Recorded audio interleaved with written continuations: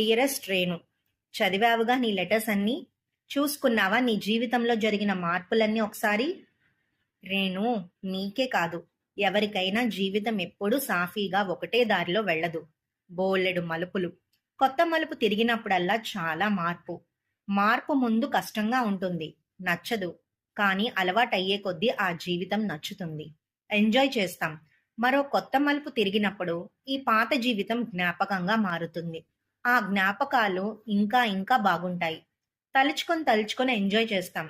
ఒక్కసారి నీ లెటర్స్ అన్నీ నువ్వు సరిగ్గా చూసుకుంటే ప్రతి స్టేజ్ ఎంజాయ్ చేశావు.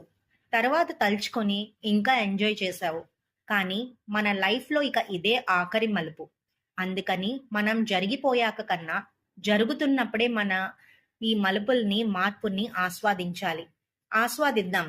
నీ బాధ్యతలు నువ్వు చక్కగా పూర్తి చేశావు.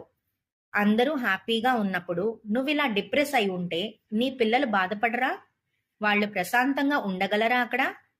అలా అనుకుంటే మనం కూడా మన పేరెంట్స్‌ని వదిలిపెట్టి వచ్చి మన జీవితాన్ని నిర్మించుకోలేదా? అదే కదా పిల్లలు చేస్తారు.